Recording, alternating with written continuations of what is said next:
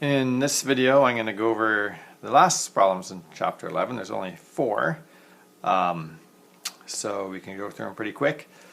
Okay, so 11.3, they give a real formula. That's kind of cool. They kind of come up with real stuff.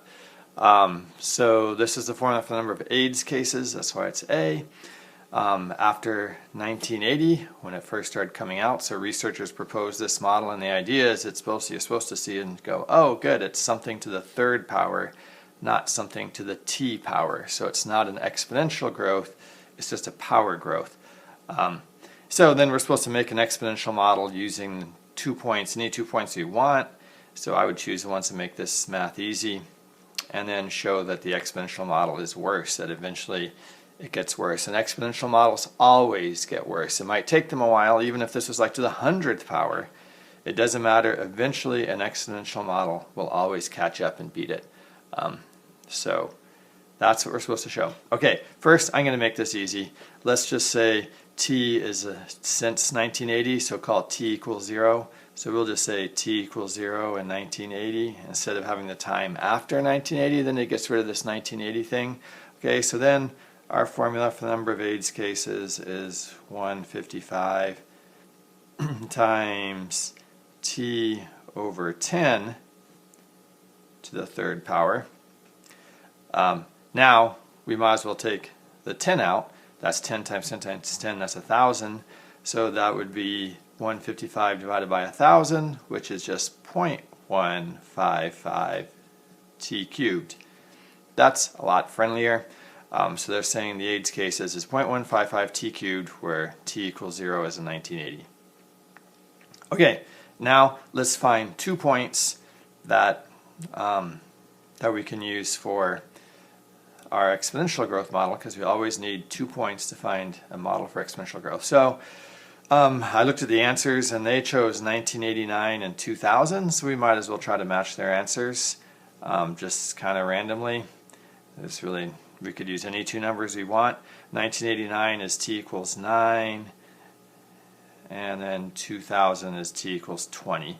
So A and at 9 then, which is in 1989, would be 0.155 times 9 to the third power, and plugging that into my calculator, let's see, 0.155 times 9 times 9 times 9, I get 112.995, 112.995.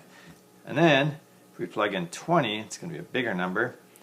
That's 0.155 times 20 to the third power. So 0.115 times 20 times 20 times 20 is 920. So this would predict that there'd be 920 new cases in 2000 and 113 roughly in 1989. Okay, now we want then our exponential model. So our exponential model, a at t is equal to the amount that we have at time 0 times some power b to the t. Okay, so we will say, let's call that our time 0, because at time 0, according to this thing, there would be 0, right? There were none. So we can't just say there were none then. So let's call our time 0 a of 9 at 9 years in 1989, because that's when they made this model. So therefore, a0 would be the number in 1989, which is 112.95. We'll say it's 113. Close enough. So that's 113. Okay, then, what is it in 20 years? So in 20 years, it's 920. So we have 920 is equal to 113b to the t and 20. And so now we just solve for b, and we have our model. Okay. So b to the 20th then, b to the 20th is 920 divided by 113. Or B, we go to the 1/20th, So we raise everything to the 1/20th power, to the 1/20th, because remember you multiply exponents, 1/20th times 20 is 1. We got to raise this to the 1/20th power. And again, what you can do in your calculator is go 920 divided by 113 and use that little symbol here in parentheses to the 1 divided by 20. And if I do that, I get that b then is equal to, and let's see, 920 by 113.